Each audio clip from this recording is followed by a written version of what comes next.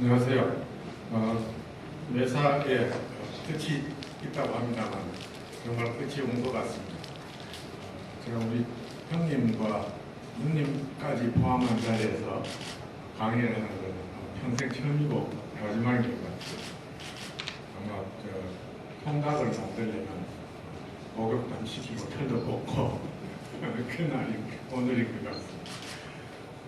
이렇게 함께 해주신 것 감사드리고 오늘 강의가 정말 제일 부담스러운 것 같아요. 기대도 되지만 제목을 이런저런 바꿔가면서 마지막으로 제가 최근에 쓴 책 제목하고 같게 하는 게 괜찮겠다 싶어서 지식과 근음으로서 제가 막 언덕을 넘어가는 것 같은 자리에 뒤를 써봤습니다. 2년 전에 우리 먼저 은퇴하신 교수님, 김정희 교수님이 이야기를 시작하면서 B와 C 사이, B와 D 사이에 뭐가 있는지 아냐 하면서 이야기를 하시더라고요. 그래서 김정희 교수님은 당연히 그 사이 뭐겠습니까? C죠? C입니다. 근데 C의 의미를 김정희 교수님은 초이스라고 해요. B와 D는 의미가 무엇으로?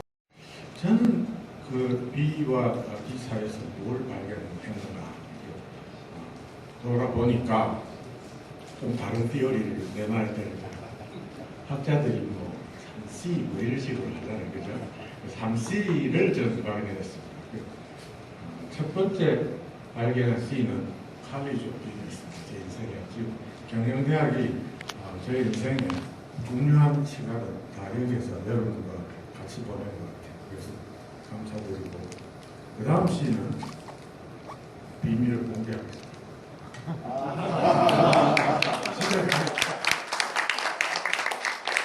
제 영생이니까 모두 C예요. 그 다음 C는 뭘 것 같습니까? 크라이스트 지저스입니다. 교회 가면 예수 그리스도 계십니다. 그 C예요. 그래서 저는 3C가 이 세 가지가 종합적으로 학교에서는 교수로서 또 동료로서 제 역할을 해야 되고 집에 가서는 남편으로서 아버지로서 교회 가면 하나님의 자녀로서 제 역할을 해야 되는 이게 조화된 가운데 내가 과연 뭘 해야 되나 돌아도 보고 후회도 해보고 그러나 또 계속해서 그 생각을 갖고 그랬다. 근데 한 가지 더 D의 다음은 뭘까? E죠. E가 나에게는 무슨 뜻일까? 이터널 라이프, 영원한 생명. 그래서 이렇게 살아온 것 같아요. D 이후를 소망을 갖고 이 세상에 사는 동안 세 가지의 C를 추구하면서 또 그 가운데 살아온 것 같습니다. 그래서 이걸 총괄적으로 제가 정리를 하려니까 학교에서 연구하는 지식만으로는 잘 되지 않고 지식과 그 너머에 있는 내용들을 제가 감당하기 힘들지만 그렇게 이름 붙여봤습니다.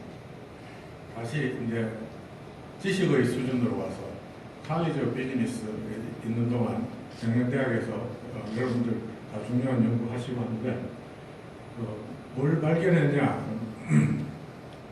큰 그림으로 보면 10년이면 감사히 변한다. 제가 뭘 연구했는가를 돌이켜보니까 의도적으로 한 건 아닌데 변화해 왔습니다. 연구 주제의 변화. 1985년에 와서 첫 한 10년 동안은 인공지능과 의사결정 지원 시스템에 대해서 연구를 했던 것 같아요.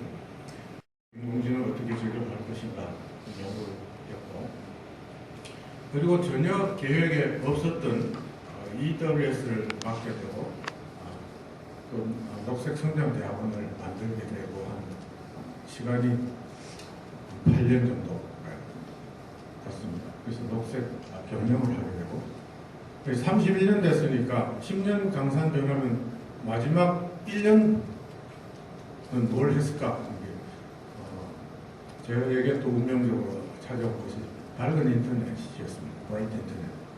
그래서 이런 강산이 변하면서 제가 연구를 해왔는데 크리스찬이지만 불가사의한 성철 스님의 말씀이 산은 산이요 물은 물이로다 하실 때 떠날 때 이 말씀에서 사람들이 아주 맞다고 생각하면서도 해석이 상당히 좀 어려운 것 같아요. 제가 이걸 해석을 좀 한번 해보겠습니다. 여러분들하고 공감이 되시는지 모르겠는데 산은 그냥 서 있습니다. 물은 흘러갑니다. 그 관점에서 특징을 저는 보고 변하지 않는 진리는 무엇인가? 변하지 않고 계속 있는 절대자는 누구인가? 그런데 나는 흘러가는구나. 물처럼. 그래서 제가 오늘 물이고 경맹대학이 산이고 절대를 보면 문제의 본질을 찾아가는 게 있고 어떻게 해결해야 될 건가 방법론을 만들려고 노력하는 경우가 있습니다. 두 가지가 동시에 일어나죠. 그래서 방법론에 더 집착을 하다 보면은 리그러스하죠. 아주 과학적이지만 문제의 본질을 잃어버리기가 쉽고 문제 위주로만 가다 보니까 이걸 체계화하는 게 힘들고 이 가운데 균형을 잡으려고 노력해왔던 것이 저의 학자로서의 생활이 아마 여러분들도 같은 기회이자 고민을 하고 계신 것으로 생각을 합니다. 그래서 그 중에서 인공지능이 요즘 화두이고 관심이기 때문에 이세돌의 바둑 여러분들 이세돌 바둑 하실 때 누구 편 드셨어요? 이세돌 편 드셨죠? 마치 외계인이 우리를 쳐들어온 것 같이 저는 인공지능 전공했지만 인공지능 편 들지 않았습니다.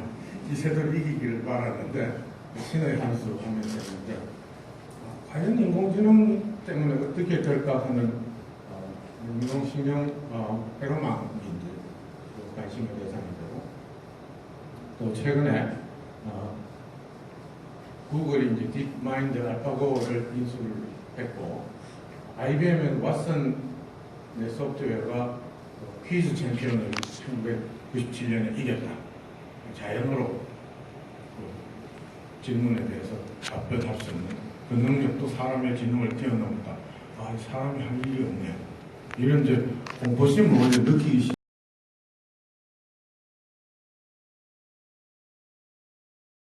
이런 챗보트를 만드는데 이게 사람의 학습 기능이 있잖아요.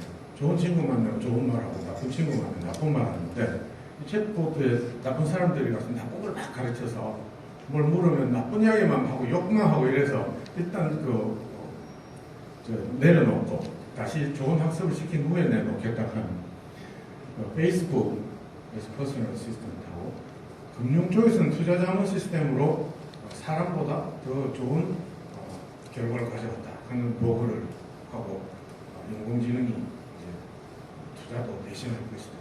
변호사도 대신할 것이다. 의사도 대신할 것이다. 그래서 그런 직업을 떠나라 뭐 이런 식의 이야기를 하면서 4차 산업혁명을 이야기를 하죠. 1차 산업혁명이 전기기관, 2차 산업이 전기로 인해서 3차 산업이 IT와 자동생산, 4차 산업이 인공지능 로봇 이런 걸 통해서 새로운 일자리가 생기긴 하겠지만 또 많은 일자리가 인공지능에 의해서 대체될 것이다. 그래서 200만 개 새로운 일자리 생기지만 700만 개 정도 없어지니까 500만 개 일자리가 없어져서 고용절벽이 다시 올 것이다. 그래서 인구 문제와 이 고용절벽 이 미래를 어떻게 준비해야 되는가 국가마다 대책을 세워야 된다 하는 게 월드 이코노믹. 우리 뇌를 이제 뇌과학자들은 이런 이 뇌보다 더 좋은 컴퓨터를 만들겠다는 이런 야심. 인류를 위한 것인지 뭔지 모르겠지만 자기 야심이죠. 그런데 저는 오히려 우리의 뇌를 들여다보면서 이 신기한 뇌를 누가 만드셨나. 태어나서 세포 하나를 시작해서 뼈 속에 이런 천억 개의 뉴런, 각 뉴런이 1000개의 다른 뉴런과 접촉되면서 모든 지능을 갖게 하는 창조주. 그게 정말 너무 감동이 많이 들고 감사하다는 생각이 드는데, 보는 시각에 따라서입니다. 산은 산에 물은 물으로 하는데, 보는 시각에 따라서 그거야 이미 있는 거야 하고 관심 없는 사람도 있고, 아니야 내가 어디서 왔는지 몰랐는데 정말 대단한 선물을 우리가 받았다, 고맙다 하는 이런 생각을 하게 됩니다. 그러니까 반대 생각하는 분은 인공지능을 이용해서 인간의 다음 단계의 인간을 우리가 만들어낼 것이고, 그때는 지금 인간은 완전히 도태될 것이다, 이런 이야기를 합니다. 그래서 인공지능에서는 수학 모델을 만들죠. 뉴런의 모양을 본따서. 그래서 예를 들어 7자면은 7자가 글씨나 그림이나 음성이나 이걸 사람이 인지 기능 하는 그런 기능을 인공지능이 할 수 있도록 해주는 그런 연구를 합니다.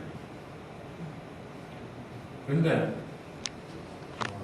30년 전에 이제 인공지능 할 때는 내 PC에서 했었는데, 지금은 엄청난 컴퓨팅 파워를 이용하면서 이걸 합니다. 16,000개의 프로세서를 이용하고 10억 개 이상의 뉴럴 네트워크를 만들어서 이런 대형 함수를 10억 개를 좀 융합하면서 문제를 푼다는 거예요. 그래서 유튜브에 1000만 개 이상의 비디오에서 고양이를 인식해내는 프로젝트를 해서 그걸 해냈다. 와, 우리도 1000만 개 언제 들으자 보면서 찾아내겠어요? 근데 그런 걸 딥러닝 형식으로 해서 한다. 그러니까 이건 사람보다 우월하다. 그런 측면이 있죠. 근데 실제 우리보다 우월한 건 기계가 이미 많습니다. 물리적인 기계도 그렇고 컴퓨터도 이미 우리보다 우월한 기능이 있어서 우리가 그걸 활용을 하죠. 근데 알파고도 바둑을 3천만 개의 바둑한 경험을 다 학습을 해서 뉴럴 네트워크 모델을 만들었다. 경영대학에서는 뭐든지 투자했으면 효과가 있어야 된다. 저는 투자를 하고 비즈니스가 되겠냐? 한국에 누가 바둑 잘 구글이 딥마인드를 약 5천억 원을 투자해서 인수를 했어요. 그리고 이세돌이하고 붙여서 이기니까 회사가 인공지능이 모든 걸 다 해낼 수 있겠구나. 저런 기술을 가진 회사가 미래를 지배한다. 그래서 이 회사 주식이 올라가서 58조가 올라갔어요. 그래서 5.18% 상승했으니까 100배의 투자 효과를 거둔 셈이죠. 그런데 실제 저걸로 해서 무슨 실제 수익을 실현할 수 있을까? 바둑을 고수하고 바둑 둘 수 있는 서비스를 해주는 비즈니스를 게임으로 할까? 아니면 저 기술의 잠재력으로 다른 응용을 개발할 것인가? 두고 봐야 하는 문제입니다. 수익 실현이 어떻게 될 것인지. 카이스트 다른 교수님이 내각하신 분이 소름 끼치는 직감과 추론, 우리는 알파고의 영혼을 보았다, 이런 이야기예요. 야, 저건 비약 아닌가? 제가 볼 땐 비약인데 재미있는 이야기를 나눈 적이 있습니다. 지난주에 인공지능 학회에서 토론을 했었는데, 내과학하는 사람한테 인공지능의 미래를 맡기는 것은 조류학자한테 항공산업의 미래를 보면서 그냥 혼자 비약을 하는 그런 측면도 있는 것 같습니다. 그래서 우리는 특히 경영대학 관점에서는 인공지능으로 뭘 우리가 해줄 수 있고 뭐는 안 될 거라는 걸 어느 정도 인식을 해서 사회에 호도가 되지 않게 하는 것이 중요하지 않는가, 그런 관점에서 봅니다. 과거를 돌이켜보면 최근에 지능정보와 원년이 될 것이라고 지능정보와 기능원 서병조 원장이 말씀하셨는데, 원년이라는 단어를 우리 제자분들이 기사를 찾아줘서 제가 30년 전에 응답을 하죠. 1986. 1986년 동아일보 1월 1일자 기사예요. 인공지능 원료를 연다고 그랬는데 제대로 못 열었으니까 지금 다시 연다고 하는 거겠죠. 그 당시는 인공지능이지만 인터넷도 없었고 스마트폰도 없었고 클라우드 컴퓨팅도 없었고 딥러닝 하는 그런 모델들도 없었습니다. 그러니까 특정 목적에 대해서 인공지능 응용을 개발하는 걸로 해서 우리 카이스트에서 제일 먼저 했습니다. 세계적으로 법인세 자문 시스템, 주식 투자 자문 시스템, 그다음에 조선업의 스케줄링 시스템, 정유산업의 스케줄링 시스템. 우리가 처음 하고 그런 툴도 개발하고. 그래서 상당히 구조화된 문제. 바둑이 아무리 복잡해도 바둑 알로 오는 자리는 정해져 있잖아요. 색깔도 까만 거, 흰 거 두 개만 있고 하니까 문제가 정형화되어 있다. 스트럭처. 서치가 더 복잡한 것은 컴퓨터가 더 잘할 수 있을 것이다. 그 정형화된 문제라고. 게임을 하는 것도 답을 주관식으로 말하는 게 아니에요. 답 뭐 하고 이렇게 몇 년 또 누가 뭐 하고 이렇게 단답형이죠. 그래서 선다의 문제니까 분류 문제, 클래시피케이션 문제. 분류의 대상이 백과사전만큼 클지라도 컴퓨터가 이렇게 감당할 수 있다. 그리고 간단한 작업, 예를 들어서 비전하면 병원에 가면 주차장에 그냥 비전을 인식해서 차 몇 분이 왔구나 금방 인식해 주지 않습니까? 음성으로 이제 자동차에 작동도 하고 하듯이 이런 단순 작업은 인공지능이 대체할 것이다. 그래서 그 데이터와 인공지능이 결합된 빅데이터가 큰 인기를 얻고 있습니다. 그런데 한계점을 보면 금융감독원에서 주식 투자 자문 시스템의 미래가 어떻게 될까 하고 이야기를 좀 해달라고 해서 아무리 생각해도 인공지능이 어느 정도 단기적인 데이터 피팅을 해도 미래를 내다보는 이유가 비반복적인 예측 지식의 한계점입니다. 우리 다들 열심히 연구하시지만 IMF가 올지 몰랐고 또 미국의 금융위기가 올 줄도 몰랐고 석유 가격이 이제 낮아질지 예측도 못했고 북한이 어떻게 할지 지금 사실 모르고 아이스테롤 결과가 어떻게 될지도 모르는 이런 새로운 사건들 이걸 모델화하지는 우리가 못하니까 한계가 있다. 인공지능이 이런 부분을 할 수 있으라고 우리 기본할 수는 없을 것 같습니다. 비정형화된 문제에 풀어나가는 절차가 딱 정해진 게 아니면 코드할 수 없으니까요. 그리고 이제 주관식 해답. 우리 주관식으로 논술 하듯이 답을 하는 거는 컴퓨터는 못한 거 아닙니다. 그리고 지식 습득과 유지의 비용이 더 크면 그런 시스템을 우리가 유지하지 못합니다. 최적화, 인공지능과 최적화 통계학, 우리 주된 방법론인데 저도 이 방법론에 의해서 주로 연구를 해왔습니다. 최적화 모델은 제약 조건 속에서 어떻게 하면 최선의 선택을 하는가 하는 문제죠. 근데 보니까 정말 큰 사람들은 제약 조건 속에서 최선의 선택을 하는 것이 아니고 제약 조건을 없애버리죠. 새로운 비전을 줘서 제약 조건이 같이 사람도 설득되고 자원도 동원되고 해서 문제를 풀어나갈 수 있도록 그렇게 문제를 풀더라고요. 또 통계적 예측이론도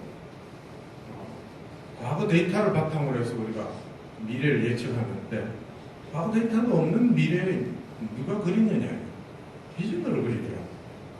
그게 창의성이라고 하더라고요. 그래서 창의성과 과거 데이터를 잘 활용한 지혜 이 두 가지가 전체적인 조화를 그리면서 조직의 미래나 개인의 삶의 미래나 두 가지가 같이 잘 분별되게 사용되어야 되는 것이 학문이고 진리를 찾는 길이 아닌가 그런 생각을 할 수 있는 한계가 있다. 우리 경제 예측하는 거 보면은 20년 전이나 이코노메트릭스 논문도 많이 쓰시고 우리 동료 교수님들 우수한 학자도 많지만 데이터 컴퓨터가 그렇게 커져도 예측력이 전혀 개선된 것 같지 않다는 생각을 하게 됩니다. 그 두 가지 예를 기후변화와 밝은 인터넷에서 잠시 보고자 합니다. 기후변화에 대해서는 녹색성장대학원 학생들을 첫 시간에 이 화면을 같이 보게 되는데, 이번 여름에 많이 더우셨죠? 기후변화가 제대로 온 것 같습니까? 대책을 세워야 될 것 같은 생각이 드는데, 과거에도 이랬던가 하는 걸 이제 통계적인 패턴 안에 있는 것인가, 아니면 통계적 패턴을 벗어난 것인가에 대해서 자료를 보면, 밑에가 남극의 80만 년 전의 온도를 우리가 어떻게 알겠어요? 거기 가면 얼음이 엉겨 있으니까 이게 차곡차곡 80만 년 동안 쌓인 걸 포울로 뽑아서 마치 나이테처럼 80만 년 전에 그 안에 탄산가스가 얼마나 들어있는지, 그때 온도가 얼마였는지를 측정을 할 수 있대요. 저는 그거 어떻게 하는지 잘 모르겠어요. 과학자들이 그걸 했어요. 이 그림을 그린 겁니다. 그리고 탄산가스 배출량하고 두 개를 비교해 보니까 그거 그림이 같네? 너무 같아 보여요. 저건 뭐 통계적으로 안 해도 그냥 갖다 얹으면 거의 같을 정도로. 탄산가스 농도가 높을 때는 온도가 올라갔고, 탄산가스 농도가 낮을 때는 온도가 내려갔구나. 6도 내지 8도 사이 정도로. 근데 그럼 지금 온도가 올라가고 있는 거는 이 줄기 속에 있는가, 아니면 저 줄기 바깥에 있는가, 이게 굉장히 관심사죠. 근데 불행히도 지구에 300ppm 넘어갈 적이 없었습니다. 피크에서 올라간 만큼 올라갈 건데, 지금 추세로 100년을 더 배출하면 6도가 올라간다. 1도 정도는 뭐 별로 큰 감각이 없을 줄 알았는데, 우리 생태계가 정말 변화하고 2도면은 온도 차이에 느끼는 게 너무나 다르다. 그럼 이건 글로벌한 문제니까 국가들이 어떻게 해야 되겠어요? 모여서 회의를 해서 줄이자. 그럼 국가가 합의하면 기업들은 거기에 맞게 기업 경영을 해라. 이게 녹색 경영입니다. 하나의 예만 들고 오는 시간이 없으니까. 이게 녹색 경영의 모델이에요. 대표적인 모델이라고 생각합니다. 탄산가스 배출을 줄여야 되니까 불필요한 에너지를 줄여야 되겠죠, 소비를.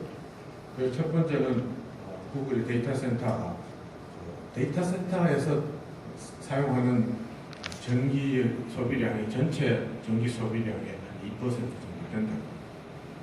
그러기 위해서 데이터센터의 효율성을 높이는 노력을 하고, 그 다음에 그 에너지도 신재생 에너지로 사용하겠다. 그래서 신재생 에너지 발전소를 투자를 해서 그 전기를 많이 씁니다. 그러나 그 전기를 다 못 쓰니까 내가 생산 다 못하지만 탄산가스 배출을 줄이는 투자를 하겠다. 그래서 녹색 투자를 다른 발전소 만들게 투자를 돈을 대준다. 후진국에 에너지를 이걸로 대체하게 한다. 그리고 마지막으로 자기 상품이 이메일을 통해서 실제 차량 사용을 줄이니까 얼만큼 절약되는 거. 옛날보다 뭐 통신량이 너무 많이 늘어났지만, 그래서 이 모델을 통해서 그 회사가 우리는 탄소 제로다, 탄산가스 배출 하나도 없다, 실질적으로 녹색 경영인데, 한국 기업들은 이렇게 안 합니다. 가급적이면은 탄산가스 내놓을 수 있을 돈 안 들이고 내놓고, 할 수 없을 때 나중에 줄이겠다고 하는데, 그게 기업의 리스크입니다. 우리나라 기업 전체적인 리스크입니다. 그래서 우리 졸업생들이 컨설팅 회사에 많이 가는데, 기업들 어떻게 이렇게 변신시킬 것인가, 그런 연구가 우리에게 필요하고 기회이면서 또 전체적으로 우리 사회의 위기다. 녹색성장대학원이 있는 것이 우리들에게 좋은 기회가 되길 바랍니다. 그래서 저감하면서 경영을 하는 회사가 장기적인 경쟁력을 가진 회사다. 그렇지 않은 기업들은 리스크를 갖고 있는 것입니다. 그 다음에 인터넷으로 이제 마지막 스토리입니다. 인터넷에 그 범죄가 많고 스팸 메일도 많이 받고 그러시죠. 인터넷 보안 시스템은 카이스트에 들어오는 스팸 메일이나 해커들의 공격은 우리가 막아야 돼요. 우리 집 우리 지키시고. 그래서 방어적인 보안 시스템입니다. 솔루션들도 다 주어진 거죠. 외부에서 들어오는 공격은 어쩔 수 없다. 우리가 방어를 해야 된다. 조심해라. 이런 게 지금의 패러다임이죠. 그래서 제가 제약 조건으로 볼 때는 외부에서 오는 공격은 어쩔 수 없는 것이라고 생각하는 것을 그걸 줄이자 하는 것이 예방적인 보안 시스템입니다. 밝은 인터넷의 기본 개념이 누구나 자유롭게 익명으로 다른 사람을 괴롭힐 수 있는 자유를 주고 스스로 방어하는 체계에서 나가는 메일을 피해를 주지 않는 인터넷 환경을 만들자.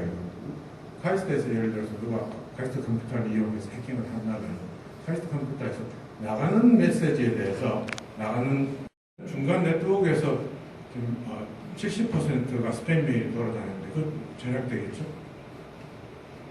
그런 개념이 밝은 인터넷의 개념입니다. 그래서 보안과 프라이버시와 표현의 자유를 같이 추구할 수 있는 구조는 어떻게 설계해야 될 것인가. 그 5개의 프린시플을 만들고 거기에 따라서 기술은 어떻게, 법은 어떻게 돼야 될까, 국제적인 합의는 어떻게 돼야 될까. 이것도 제가 제약 조건이라고 봤던 거를 법 때문에 안 된대. 법하고 같이 한 거예요. 스코프를 넓힌. 국제 합의가 안 돼서 안 된대. 국제 합의를 같이 하는 거를 문제로 보자. 그러니까 문제가 정의가 돼요. 그래서 굉장히 문제가 커졌지만, 그 인류에게 필요한데 큰 문제네. 해보자. 그렇게 지금 하고 있는 것이 바로 인터넷입니다. 그래서 제약 조건을 넘어서는 도전이죠. 이 사이에서 나의 소명을 발견하지 않은 게 제 자신에 대한 숙제이면서 이제 8회 말쯤 되는 제 인생의 시점인 것 같은데 남은 기간 동안 또 뭐 해야 될까. 작지만 우리 제자들은 제가 살아온 걸 보면서 비어 비사에서 뭘 소명으로 좋은 소명을 발견하면 좋겠다. 그런 바람이 있고요. 이 다음에 올 이에 대한 소망을 가지고 살자. 저 소망은 너무나 큰 근본입니다. 기쁨의 근본입니다. 혹시 아직 이에 대해서 잘 모르시면 저와 같이 그 기쁨을 나누셨으면 좋겠다는 생각이 있고요. 그리고 학교에서 우리 배우는 과학적 접근 방법, 이걸 너무 써보는 거 잘해야 됩니다. 그렇지만 그걸로 또 한도가 있는 것 같아요. 과학적 도구를 이끌어나갈 수 있는 비전을 갖고 미래를 그려나가는 사람이 되면 좋겠다. 저는 그렇게 살지는 못했지만 그게 좋겠다는 것을 깨달았습니다. 이제 하산하겠습니다. 감사합니다.